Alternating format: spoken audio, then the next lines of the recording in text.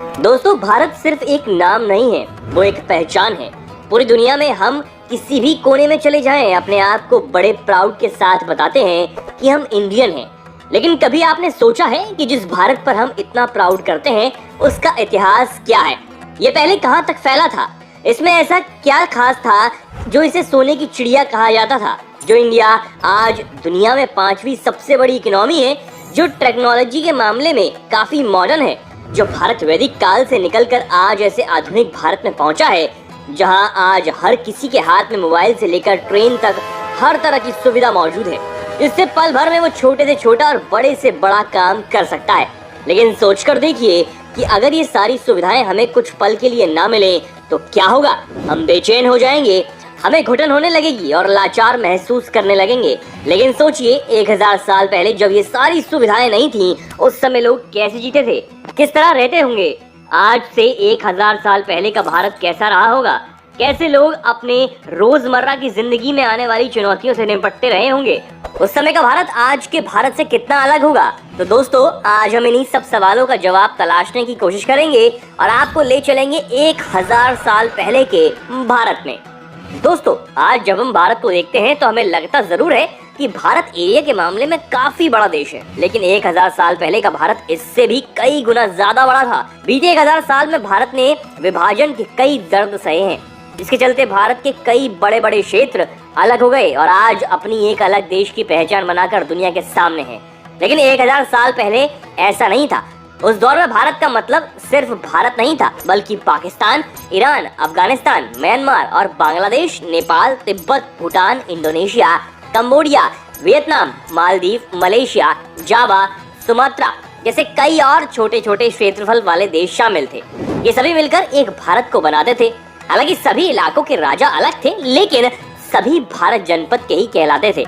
तो दोस्तों, अगर आप भी इस गलतफहमी में जी रहे हैं कि भारत सिर्फ कश्मीर से कन्याकुमारी तक ही है, तो अफसोस कि आप गलत हैं। अगर हम इतिहास को देखें तो पाएंगे कि सम्राट अशोक के समय तक का भारत अखंड था, लेकिन जैसे जैसे बाहरी शासक भारत पर आक्रमण करते गए, वैसे वैसे भारत टुकड़ों में बंटता गया।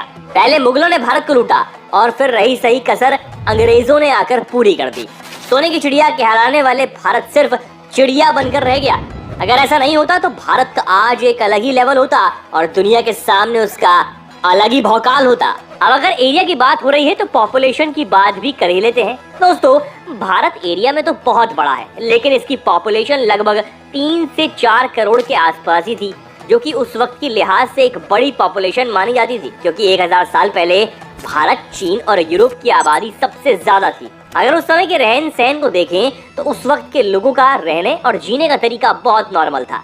एक आम आदमी अपनी पूरी लाइफ में सिर्फ 150 से 200 किलोमीटर के आसपास के एरिया को ही घूम फिर पाता था। इसकी मेन वजह थी, उस दौर में कहीं आने जाने के लिए सिर्फ घोड़ा या बैलगाड़ी ही थे।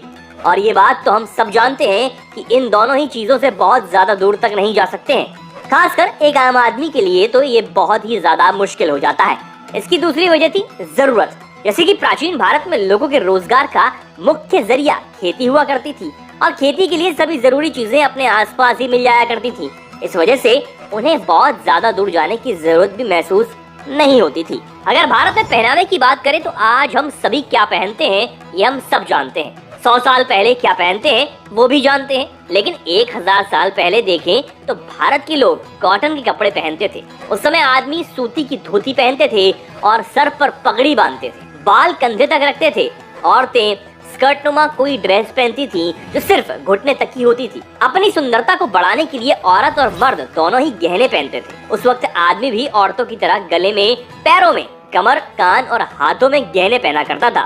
गहनों में वो हंसुली, कार, कुंडल, बाजूबंद, कड़े, कमरबंद, छेलकड़, टोडर जैसे गहने पहनता था। बदलते वक्त के साथ गहनों की मेटल में बदलाव होते रहे। 500 AD यानी गुप्त काल तक आते आते साड़ी का चलन शुरू हो गया था। उस समय धनवान औरतें चीन के सिल्क से बनी साड़ियां पहना करती थीं और आम औरतें सूती साड़ी पहनती थीं। बता दें कि साड़ी शब्द की उत्पत्ति वेदों से हुई। संस्कृत में इसका अर्थ कपड़ा होता है। वेदों में 600 BC में साड़ी का जिक्र मिलता है। ईरानी इस्लामिक चूड़ीदार सलवार सूट की खोज 1000 AD में हुई थी। धीरे धीरे जैसे ये चलन में आया, आदमियों और औरतों ने इसे पहनना शुरू किया। बता दें कि इसके बाद में अनारकली सूट कहा जाने लगा आज के भारत में इसे काफी पसंद किया गया, खासतौर पर उत्तर भारत में। इसके साथ औरतें खूब सारे गहने पहनती थी, जिससे मालूम होता था कि ये औरतें ऊंचे घराने की हैं। वहीं अगर बच्चों की बात करें तो बच्चे सिर्फ कपड़े के नाम पर लंगोट और कमरबंद बांधते थे। वहीं शाही बच्चे कुर्ता पैजामा पहनते थे। जैसा कि हम ये बात जानते हैं कि भारत के लोग दुनिया के किसी भी कोने में हो, लेकिन हमेशा जमीन से जुड़े रहते हैं। यहाँ के लोगों को सदियों से गाँव में रहना पसंद है। इसी वजह से पहले के वक्त में कुल आबादी का केवल 10% लोग ही शहर में रहते थे, बल्कि 90% लोग गाँव में ही रहते थे। इसी वजह से यहाँ के लोग खेती पर डिपेंड रहते थे। वैसे ये बात तो हम सभी जानते हैं कि भारत एक कृषि प्रधान देश रहा है, लेकिन आज हमारे पास खेती करने के लिए काफी मॉडर्न टेक्नोलॉजी है। लेकिन उस वक्त लोगों के पास खेती करने के लिए ज्यादा कुछ नहीं था और ना ही खेती इतने बड़े लेवल पर हुआ करती थी। उस समय लोग उतना ही अनाज उगाते थे जितनी उन्हें जरूरत होती थी, लेकिन खेती के लिए हर गाँव में पानी की व्यवस्था होती थी। जिन गांवों में तालाब बने हुए थे वहां पर तो ऐसी कोई समस्या नहीं थी, पर ऐसे गांव जहां तालाब नहीं थे वहां तालाब खुदवाए जाते थे ताकि बरसात का पानी उसमें इकट्ठा हो और किसान को खेती के लिए कोई दिक्कत का सामना ना करना पड़े। पहले के वक्त में हर गांव अपने आप में बहुत ही खास हुआ करता था।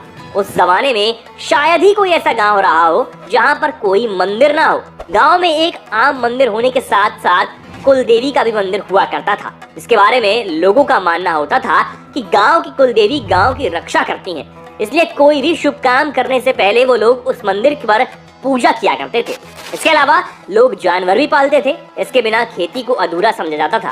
बाजार की बात करें तो 1000 साल पहले भी बाजार हुआ करते थे, लेकिन वो बाजार आज की तरह इतने मॉडर्न नहीं होते थे।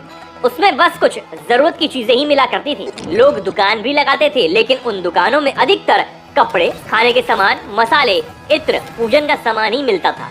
उस जमाने में लोग लेन देन के लिए पैसों का इस्तेमाल करते थे, क्योंकि उस वक्त तक पैसों का चलन शुरू हो गया था। लोग सामान खरीदने के बदले पैसे देते थे, लेकिन ऐसा नहीं था कि पैसे नहीं हो तो लोग सामान नहीं खरीद सकते थे।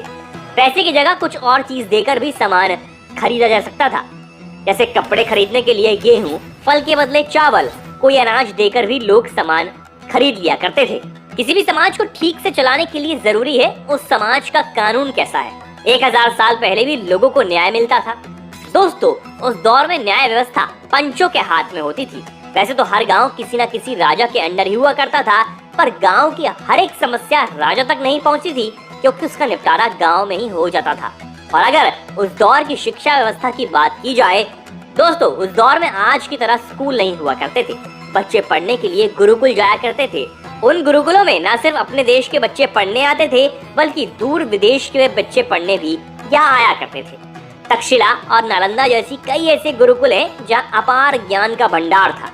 वहीं अगर हम उस दौर की शादी जैसे संस्कारों की बात करें तो दोस्तों, आज की तरह ही उस दौर में भी शादी जीवन का एक जरूरी हिस्सा था और उसे उसी तरह धूमधाम से मनाया जाता था जैसे आज मनाया जाता है। लेकिन जो शादियां आज के वक्त 1 या 2 दिन में निपट जाती थी, वही शादियां 1000 साल पहले 7 से 10 दिनों तक चला करती थी।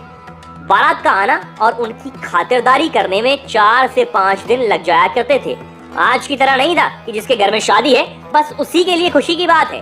उस समय किसी की भी शादी होने पर पूरा गांव बहुत ही खुश होता था, मानो उन्हीं के घर में बारात आ रही हो और उनके बेटे या बेटी की शादी होने वाली हो। तो दोस्तों, आज से 1000 साल पहले का भारत कुछ इस तरह था। हाँ, उस दौर में आज के हिसाब से जीना एक चैलेंज था, लेकिन लोगों में जिंदा दिली थी। लोग तब जिंदगी को इतने खुली सोच के साथ और खुशी के साथ जीते थे, लेकिन आज लोग दूसरों को आगे निकलता देख जलते हैं और टेंशन में उनकी जिंदगी गुजर जाती है। दोस्तों, आपकी नजर में 1000 साल पहले का भारत और आज के भारत में कौन सा ज्यादा अच्छा भारत है, और क्या आप उस दौर में फिर से जीना चाहेंगे? हमें कमेंट करके जरूर बताइए। Thank you.